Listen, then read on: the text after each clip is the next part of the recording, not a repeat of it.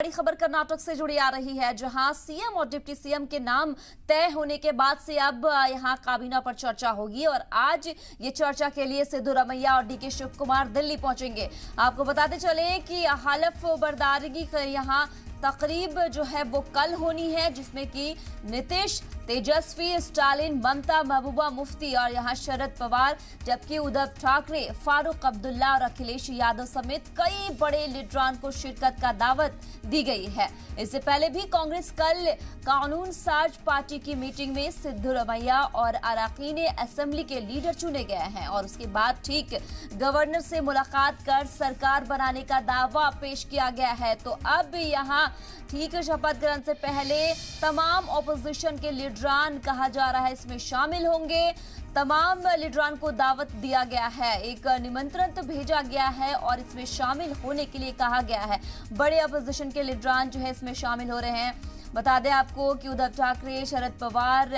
जबकि महबूबा मुफ्ती, तमाम बड़े लीडरान के शामिल होने की ये बड़ी खबर आ रही है, जहां सीएम और डिप्टी सीएम का नाम तय होने के ठीक बाद अब काबीना पर चर्चा होगी और आज चर्चा के लिए सिद्धरामैया और डीके शिव कुमार दिल्ली पहुंचेंगे। आपको ये भी बताते चले, हलफ बर्दार की यहां तकरीब कल होनी है, जिसमें कि नीतीश, तेजस्वी, स्टालिन, ममता और महबूबा मुफ्ती, शरद पवार, उद्धव ठाकरे, फारूक अब्दुल्ला जैसे तमाम बड़े लीडरान शामिल होंगे। इस पे तफसील से बातचीत के लिए हमारे नुमाइंदे जयपाल हमारे साथ जुड़ चुके हैं। जयपाल, जिस तरीके से अब यहां पर देखा जा रहा है कि सीएम और डिप्टी सीएम का नाम तय होने के ठीक बाद काबीना पर अब चर्चा होनी है, जिसमें अब इस शपथ ग्रहण में तमाम जो अपोजिशन के बड़े लीडरान हैं वो यहां पर पहुंचने वाले हैं। क्या जो है एक मैसेजेस अपोजिशन लीडरान की तरफ से पहुंचाया जा रहा है? जिस तरीके से हमने देखा था नीतीश कुमार तमाम अपोजिशन लीडरान को एकता की मुहिम में जोड़ रहे थे, अब कहीं ना कहीं ये भी यहां पर देखने की एक कोशिश की जा रही है, जिस तरीके से शपथ ग्रहण में दावत इन अपोजिशन लीडरान को मिलता हुआ नजर आ रहा है। जयपाल जी देखिए, कर्नाटक में कांग्रेस के लिए एक बहुत बड़ी जीत है और इस जीत को खासकर इस तरीके से भी देखा जा रहा है कि एक तरह से दक्षिण भारत के अंदर में भारतीय जनता पार्टी का जो एक किला था उसको कांग्रेस ने इस जीत के साथ किया है।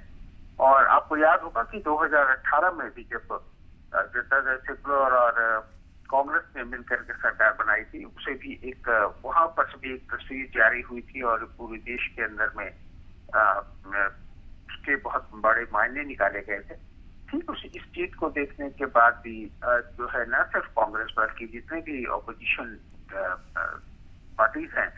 सभी लोगों को ने इसे एक बहुत बड़ा संकेत माना है, बहुत बड़ी जीत माना है। और इसी लिहाज से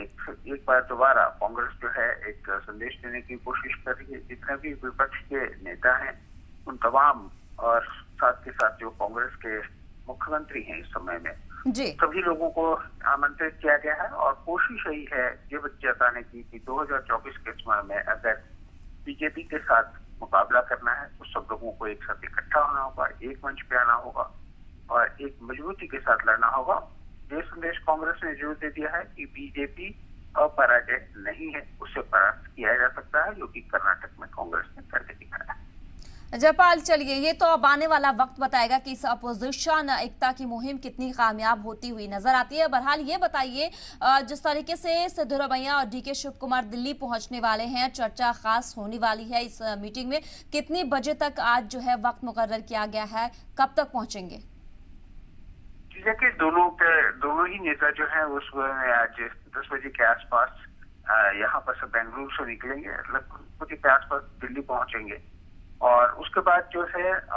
जो मंत्रिमंडल होगा वो किस तरह का होगा, उसमें कितने मंत्री शपथ लेंगे पहले दौर में, और इन सारी चीजों पर चर्चा होगी। क्योंकि कांग्रेस के लिए सबसे बड़ी चुनौती यह है कि इस चुनाव में उसे हर तबके का साथ मिला है और ऐसे में और पूरे कर्नाटक के अंदर भी उसने जीत दर्ज की है। ऐसे में उसके लिए सबसे बड़ी चुनौती है कि जो भी मंत्रिमंडल में लिया जाए वो न सिर्फ किसी खास तबके का हो बल्कि जो कर्नाटक के अलग अलग हिस्से हैं उन हिस्सों से आता हो, तो ताकि ये लगे कि पूरे कर्नाटक की ओर से रिप्रेजेंटेशन किया गया है मंत्रिमंडल के अंदर में। तो ये एक बहुत बड़ी चुनौती है और इसके नाम बहुत सारे हैं और कुछ नए चुन के आए हुए भी एमएलएज हैं, तो इन सबों के साथ भी जो है बैठ करके एक विचार विमर्श करने की बात है और उसके बाद हाईकमांड के साथ डिस्कस करने की बात है, ताकि कम से कम पहली बार में जो मंत्री शपथ लें, हो सकता है कि उनकी संख्या बहुत ज्यादा ना हो, लेकिन फिर भी जो हो उनके ऊपर में ये तय किया जाए कि